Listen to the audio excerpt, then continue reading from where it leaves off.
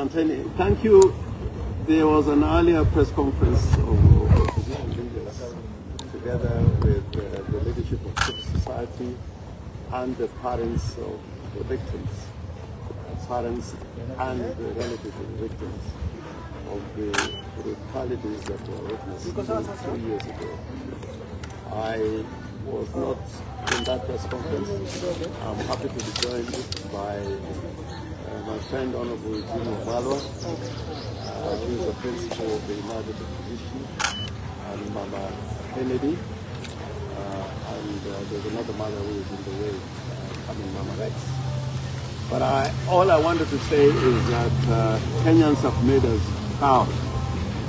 You have made the families and the relatives and the friends of those who lost loved ones proud, because on this day you have stood together with them in commemoration of their loved ones 2 years ago, and those who were injured and maimed, and those who had properties damaged 2 years ago because of acts of impunity and police brutality. I must say overall today was a successful day and continues to be a successful day. We have reports of participation in this commemoration in the whole country, including Mombasa, and we've seen what has happened in Nairobi, in Western Kenya, in Rift Valley, and also in Nyanza, in places like Kisumu, Ahero, and all these places have shown a spirit of patriotism. And as we said, Kenyans have listened to Mama Kennedy, because when we went to present the papers, the petition, and the notice to the police, she asked that today be a public holiday. And we have done the runs in town all over. There are no activities going on, and people have either come out or stayed at home. So we want to thank Kenyans for their patriotism. But I've noticed in town there are goons who have been organized, and they're being escorted by the police to harass those who are standing together with the families in solidarity. This is contrary to what the assurances given by the Cabinet Secretary for Interior and the leadership of the police. Goonism, it is now clear without a doubt, is an agenda that has been propounded and implemented by the government, and I don't know what President Ruto wants Kenya to be. Having sent policemen to Haiti, I would have thought that you would not want Kenya to be like Haiti. In Haiti, they created an alternative militia known as Tonton Makut. And here in Kenya, those that are in government, led by the president, are using tools to try and interfere with the peaceful demonstrations which are guaranteed under Article 37 of the Constitution.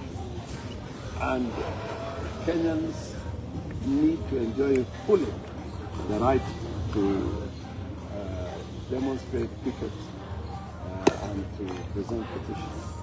Today, what I've seen is an interference with the exercise of that right. We wanted actually to lay the roots on the grounds, the presence of Parliament.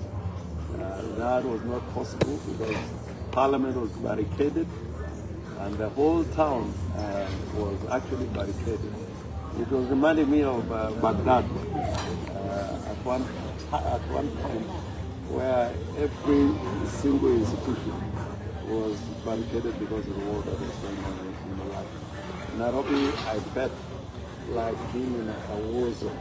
The fence that was put around Parliament, instead of being the people's palace for legislation and the people's house for making laws, it was completely barricaded with a wire fence and a quarter, dozens and dozens of policemen. So I want to say, in conclusion, that this thing will continue next year and in subsequent years. We were told that today was going to be a normal day. It was not a normal day. And they don't talk about a normal day when people have been killed. This is a day when people were brutally murdered and assassinated. It can't be a normal day unless we do not live by the values and principles of Constitution. So Kenyans decided that today was going to be a normal day with normal activities. It was essentially a public holiday. It was a day when we honored those that we lost 3 years ago. So I want to thank you and continue to urge Kenyans as we speak now to continue keeping away from activities, the normal activities, and also to continue to protest and demonstrate until the end of the day today at 6:30 p.m. They should continue wherever they are, and they should be proud of being Kenyans, living under a constitution which says, and in Article 19, that the Bill of Rights is an integral part of Kenya's democratic system. Kasongo, we have to say that because of the sins he has committed with people of Kenya, he is a one-term president. And we, together with our friends in the opposition and the movement for change, we are going to make sure that that objective, that political objective, is realized. Asante sana. I'll ask my colleague, who spoke earlier in another press conference, Regime Omala, the party leader of the Democratic Party of Kenya, and the Capital Alliance Party of Kenya. One of the things. Please, come and sit there.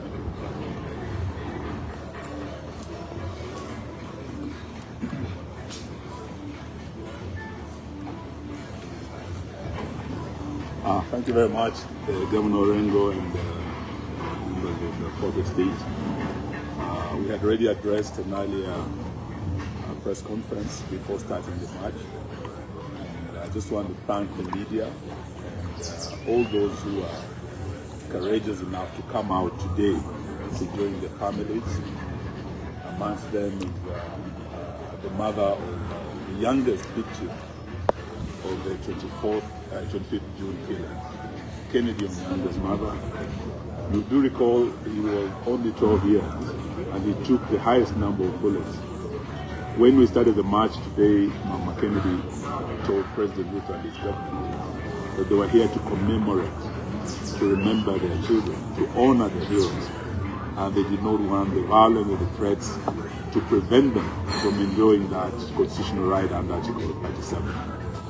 We are happy that the march has been successful. The march to Parliament was peaceful. And the people have demonstrated, as Governor Orengo has said, that when the people say it will be a public holiday, they have the last say. And today it has turned out to be a public holiday. And as the incoming government, we will ensure that future memorials on this day will be formalized as a public holiday to celebrate the courage of our young people who came out to demand good governance, to demand accountability. So today's march was a march for justice, a march for accountability. It's not enough that this government has given 3 million shillings to the families. What the families are asking for is justice. That the rogue officers who shot and killed these children, the investigations, the arrests, the prosecution be done so that each family can get justice. And that all those who misuse their firearms and who took away young lives are held to account now and in future. The other issue is that apart from the families,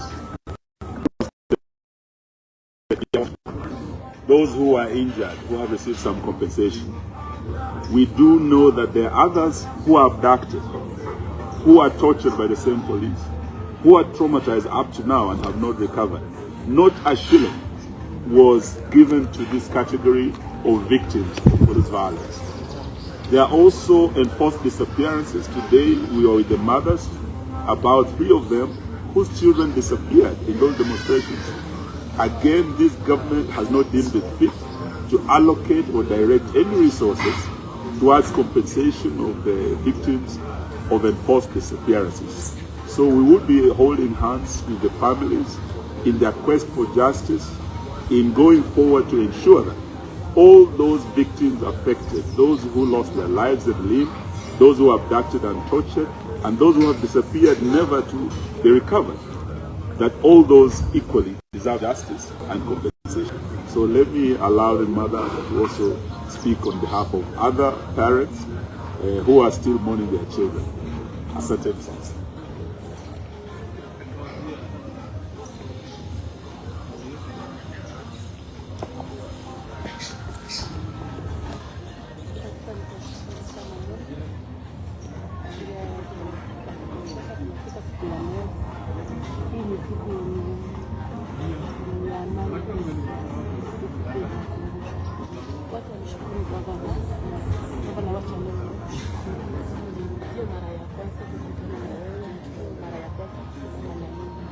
Wakati Kennedy alikufa, ulikuja mpaka kwangu na naona bado kusimama na mimi. Na naona wanasema eti mnaingilia kati yetu. Lakini mimi naona ni kama imesimama na mimi. Ulianza kusimama na mimi kutoka mwanzo mpaka leo. Na siku ya leo ilikuwa siku yetu ya makumbusho. Na tulisema ni holiday. Na sio leo tu. Tunasikia leo milele na milele, hata tukufa watoto wetu watafanya. Hii itakuwa siku. Kwa niaba ya wazazi, kwa niaba ya wale waliopotea, kwa niaba ya wote walioumia, mimi ndio niko hapa. Wengine wako njiani wanakuja. Tulianza hii kitu vizuri. Angalau niliteseka kutoka Rongai nifike hapa. Walianza kufunga Rongai saa 11 saa 10. Nimefika hapa kwa neema ya Mungu. Nimetembea lakini nimefika. Tulianza kumachi vizuri, kutembea polepole, kuimba. Na kwanza nimeshukuru sana watu wa media. Tulikuwa na hao. Lakini tukastuka, kuna sauti, sijui na sauti tofauti kwa kichwa, wakipiga kelele, wakisema watu watoke kwa barabara haraka. Shangaa vile tuko wamama, hata tukuwa wengi, hata tukuwa na watu tofauti, hakuna mtu alibeba mara rungu, hakuna mwenye alibeba mawe. Mtu kama alibeba kitu nadhani ni maua na karatasi. Lakini walikuja wakatukawanisha hivi, hata kufika parliament ilikuwa ngumu. Ni kama wawili watatu walifika, wengine hawakufika. Walikuja wakatukawanisha hivi. Lakini nashukuru Mungu. Na bado nitashukuru Mungu. Mr. President, wacha tu kwa holiday ya wetu ndio wapoteza. Lakini tunataka mimi kama mama, wamama wenzangu tunataka justice. Hiyo compensation kurudisha hai. Hata hiyo justice haitarudisha, lakini itatupea amani. 3 milioni. Hata ukigongwa na gari insurance inaleta hata moja 3 milioni. Bado narudia kusema sisi ni wanyonge, maskini, hata akipewa mfuka atachukua. Lakini tafadhali kwa bidii maneno. Kumbuka tu kitu moja, sisi unatuua na ni sisi ndio tunakupea kura. Na ni sisi tunahitaji kila yetu nasikia. Ama mama kama mimi si mama kuruka kwa barabara. Yaani mama kama mimi ndiye alipanga line akiwa anapigwa na jua hapo na njaa akaenda kupiga kura. Na ndiye atapanga line next year anaenda kupiga kura. Na sasa hivi unatuua, unatufanyia hivi. Mimi nimebaki tafadhali. Kwa maskani leo kwa kitu kwa mama. Fanya vile na nchi nyingine wamefanya. Wametoa maaskari na hata wewe umeona. Watoe unawajua. Hakuna kitu tutawafanyia na hakuna kitu watafanyiwa, lakini watie sheria.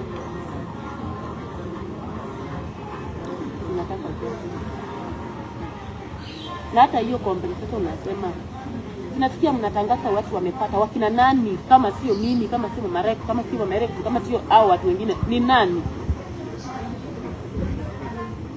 Kama hiyo 3 milioni hakuna mwenye amepata, na nimetangazwa kwa TV imepatikana, na nani ameipata?